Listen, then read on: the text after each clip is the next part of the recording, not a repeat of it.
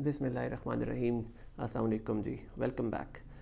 और आज जो डिस्कशन मैं करने लगा हूँ, कोशिश करेंगे उसको शॉर्ट करें क्योंकि वो 3-4 चीज़ों के बारे में मैं उसका लेबल रखूँगा या टॉपिक रखेंगे मिथ्स। मिथ्स का मतलब होगा कि जी ऐसी चीज़ें जो हमारे जहनों में तो सवार है वहम के तौर पे, लेकिन एक्चुअली उनकी कोई वैल्यू नहीं है, एक्चुअली वो एग्जिस्ट ही नहीं करते।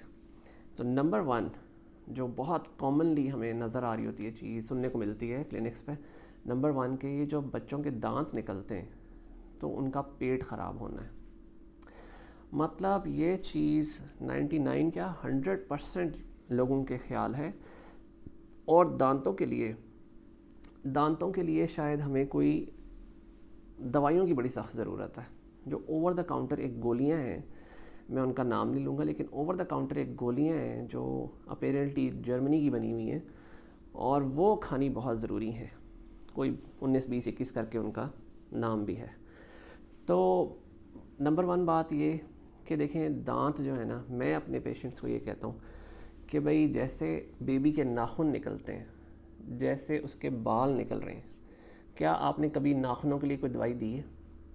नहीं दी। कभी सर के बालों के लिए कोई छोटे बेबी को दवाई दे रहे हों कि भाई ये बड़ी ज़रूरी है, इसके बाल निकल रहे हैं ठीक से? कभी नहीं दी। इसी तरह दांत भी हैं, एक कुदरती अमल है, नेचुरल प्रोसेस है, दांतों ने भी निकल आना है। ये मैं इस्लामाबाद में शिफा इंटरनेशनल हॉस्पिटल में इतना अर्सा काम करता रहूँ, कभी नहीं किसी ने मुझे आके कहा कि जी दांतों के लिए कोई गोलियाँ लिखते हैं या दांत निकल रहे हैं, बच्चे का पेट ख़राब हो गया है, नेवर। लेकिन हमारे रूरल एरियाज़ में ये वहम इस कदर सख्त है कि 100% लोगों का ये ख्याल है कि भाई हमारे बड़ों ने ये बताया है कि जब इसके पेट तो ख़राब हुआ हुआ है बेबी का, लेकिन दादों ने कह के भेजा है कि डॉक्टर साहब से कहना पेचस की दवाई मत दें, मोशंस की दवाई ना देना, मोशन रुक गए तो दांत भी रुक जाएंगे। आई मीन ये अनबिलीवेबल सी चीज़ें जो सुनने को मिलती हैं क्लिनिक पे। तो नंबर 1 जी, दांतों की वजह से पेट ख़राब नहीं होता, बज़ाते ख़ुद दांत इसके पीछे कॉज नहीं है। हाँ, टाइमिंग हो सकती है। तो मैं सबको यही कहता हूँ भाई टाइमिंग है कि जब बेबी जो है वो दांत रखते हैं, 8 महीने 10 महीने का बेबी है और वो दांत निकाल रहा है, अब वो टाइमिंग हो जाती है कि वो एज ऐसी आ गई है कि उन्होंने हर चीज़ उठा के मुंह में डालनी है। जो वो खिलौना या टीदर पकड़ेंगे उन्होंने मुंह में डालना है, चबाना है, क्योंकि खुजली हो रही है। इस मुंह में चीज़ें डालने की वजह से जर्म्स जाते हैं, जरासीम जाते हैं और हमारा पेट ख़राब हो जाता है। टाइमिंग बिल्कुल होती है, लेकिन दांत नहीं, दांतों की वजह से नहीं होती, चीज़ें मुंह में डालने की वजह से होती है। तो ये काउंसलिंग की एक चीज़ है। अल्लाह का शुक्र है बहुत सारे जो पेरेंट्स आते हैं समझदार, वो समझ जाते हैं इस चीज़ को और आइंदा के लिए वो परेशान नहीं होते इस बात पे। तो आपने भी इस बात को बिल्कुल अपने जहन में रख लें कि दांत कभी भी पेचस नहीं लगाते, वो चीज़ें मुंह में डालने की वजह से बच्चे का पेट ख़राब होता है और उसमें पेचस की दवाई लेनी होती है। अगर उसमें पेचस में स्मेल आ रही है, वाटरी डायरिया है पानी वाले, तो प्लीज़ ज़रूर दवाई लिया करें उसकी। उसके पेचस रोकने से दांत नहीं रुकते। ठीक है जी। दूसरा, ये एक और मिथ, एक और चीज़, ऐसी चीज़ जो एग्जिस्ट नहीं करती, वो ये है कि 1 साल से जो बच्चे बड़े हो जाते हैं तो उनको ज़्यादा दूध नहीं पिलाना चाहिए। अब हमारे यहाँ बहुत सारे लोगों ने गाय रखी होती हैं, भैंस रखी होती है, तो वो बड़े प्राउडली मुझे बताते हैं कि भाई हम तो इसको माशाल्लाह से रोज़ का 2 किलो दूध पिलाते हैं। लेकिन ये फिर भी इतना चिड़चिड़ा है, ज़िद्दी है, गुस्से वाला होता जा रहा है और ये मिट्टी भी खाता है, कब्ज़ इसको हो गई है, रंग इसका बिल्कुल पीला हो गया है, ये तो 2 किलो 2.5 किलो रोज़ का दूध पीता है। तो मैं उनको, अब इसमें ये एक और मिथ है कि भाई आपने ज़्यादा दूध नहीं पिलाना है। 1 साल से छोटा बेबी जितना मर्ज़ी दूध पिए, वेरी गुड, लेकिन जैसे ही बच्चा 1 साल से बड़ा हो जाता है तो जो दूध की ज़रूरत रह जाती है वो है आधे किलो से कम। अब क्लिनिक में जब मैं ये बात करता हूँ, मेरे सामने पेरेंट्स या सब बैठे होते हैं, तो this is one hell of a thing उनके लिए कि डॉक्टर साहब क्या कह रहे हैं आप, मतलब दूध कम करने को कह दें तो बहुत हैरानी होती है उनको। लेकिन ये किताबों में ऐसे ही लिखा है, आप इंटरनेट पे भी सर्च कर सकते हैं।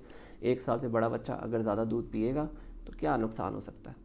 तो जैसे जैसे कैल्शियम हमारा ऊपर जाएगा वैसे वैसे आयरन हमारा पीछे आएगा। ठीक है, जितना ज़्यादा दूध पिएंगे उतना आयरन ने पीछे आना ही आना है। बॉडी का निज़ाम ही ऐसा बना हुआ है, उसने अपने आप को बैलेंस करना है। तो आयरन जैसे जैसे कम होता है वैसे वैसे हमें कब्ज़ भी हो सकती है, हम मिट्टी खाने का शौक़ भी चढ़ सकता है। बहुत सारे बच्चे माचिस का मसाला खाना शुरू हो जाते हैं, दीवारों से पेंट उतार के खाना शुरू हो जाते हैं, सीमेंट खाते हैं, मिट्टी खाते हैं, इवन के हम अपने बाल खा सकते हैं। इस पे भी हम किसी दिन किसी टॉपिक पे आएंगे, ये भी एक बीमारी है। लेकिन पीछे रूट कॉज क्या है? Iron deficiency. तो आयरन डेफिशिएंसी की बहुत सारी वजूहत हैं, उनमें से एक बहुत कॉमन जो रूरल एरियाज़ में देखने को मिलती है वो है एक्स्ट्रा दूध। 1 साल से बड़े बच्चे के लिए, 1 साल से छोटा बेबी पी सकता है जितना मर्ज़ी, लेकिन 1 साल से बड़े बच्चे की ज़रूरत है आधा किलो दूध की या इससे भी कम 24 घंटे के अंदर। ठीक है जी, इसको बिल्कुल याद कर लें बात को। और ज़्यादा दूध पीने से आयरन कम हो जाएगा, और आयरन की कमी से फिर हमें चिड़चिड़ापन, ज़िद, गुस्सा, भूख का ना लगना, सुस्ती और मिट्टी सीमेंट खाना और कब्ज़, ये सारी अलामतें आ सकती, बहुत सारी, lot of more than this. तो बस बाकी ये एक और मिथ ये भी है कि मिट्टी जो बच्चे खाते हैं वो शायद कैल्शियम की कमी से खाते हैं। नहीं, वो कैल्शियम की कमी से नहीं खाते, वो आयरन की कमी की वजह से खाते हैं।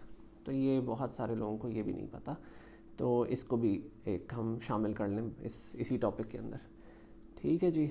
और इसके अलावा कोई मिथ एक और ये मिथ भी मेरे अभी जहन में आया है कि जैसे भी लास्ट हम वीडियो में डिस्कस कर रहे थे मम्स को, कि ये जो कनपेले हैं इसमें क्योंकि वो वायरस होता है और उसने 8 दिन बाद ख़त्म हो जाना था, अगर आपने लास्ट वीडियो मेरी सुनी हो तो।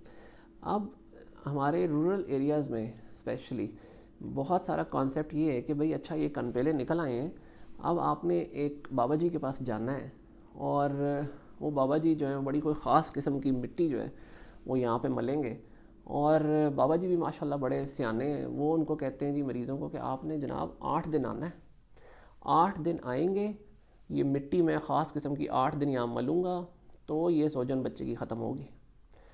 तो सुभान अल्लाह माशाल्लाह, मतलब यानी कि उनको पता तो है कि 8 दिन बाद ये बीमारी ख़त्म हो जानी बाबा जी को, लेकिन मरीज़ को नहीं बताएंगे बेचारों को, उनको 8 दिन परेशान ही रखेंगे।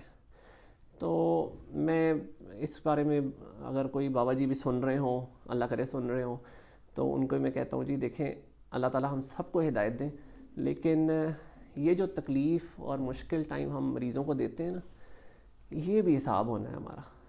कि किसी ने गलत अल्ट्रासाउंड की रिपोर्ट किसी मरीज़ को बताई है सिर्फ पैसे कमाने के लिए, किसी ने कोई गलत दवाइयाँ दी हैं, या मरीज़ के जहन में कोई गलत बात डाली है कि भाई ये तो बड़ा सख्त बीमार आपका बच्चा और इसके तो 8-10 टीके लगेंगे इसको तो ये ठीक हो। ये जो टेंशन हम दे रहे हैं ये भी अल्लाह ताला ने हिसाब लेना है हमसे, बिल्कुल। तो अल्लाह ताला हम सबको हिदायत दें और सीधे रास्ते पर चलने की तौफीक देते रहें। तो बराए मेहरबानी ये भी याद रखें भाई आप सारे कि इसमें कहीं जाने की ज़रूरत नहीं होती। अगर कनपेले निकल आए हैं, आपने 8 दिन घर पे बैठना है। बेशक अल्लाह मियाँ का कलाम पढ़ने में कोई मैं मना नहीं कर रहा, वो पढ़ें, पेरेंट्स ख़ुद पढ़ें। जैसे दम दरूद कराने हम जाते हैं तो मैं उनको हमेशा कहता हूँ भी आप ज़रूर पढ़ें, लेकिन क्या आपके बच्चे से आपसे ज़्यादा कोई और प्यार कर सकता है? जितने दिल से आप पढ़ेंगे उतने दिल से कोई और बाबा जी पढ़ सकते हैं?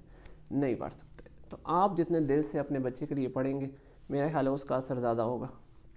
बाकी हज़ूर सल्लल्लाहु अलैहि वसल्लम, हज़रत मोहम्मद सल्लल्लाहु अलैहि वसल्लम जब कोई उनको कहता था कि भाई बच्चे को बीमार हो गया तो कहीं जाते थे तो वो सूरह फातिहा पढ़ते थे, अपना राइट हैंड रख के, जिस हिस्से में बच्चे को तकलीफ़ है अपना सीधा हाथ उस पर रख के सूरह फातिहा पढ़ते थे और दुआ करते थे। तो ये तरीका हम सारे अपना सकते हैं। ठीक है जी। तो मम्स में हमें कहीं जाने की ज़रूरत नहीं होती, आप घर पे बैठें, 8 दिन कोई मिट्टी मलने की ज़रूरत नहीं है, 8 दिन बाद इंशाल्लाह बीमारी वैसे ही ख़त्म हो जाती है। तो ये 3-4 चीज़ें हम इसमें शामिल करते हैं, फिर वीडियो लंबी हो जाती है तो मे बी लोग इसमें थोड़े बोर भी हो जाते हो। ठीक है जी, फिर इंशाल्लाह मिलते हैं नेक्स्ट वीडियो में। अस्सलाम वालेकुम।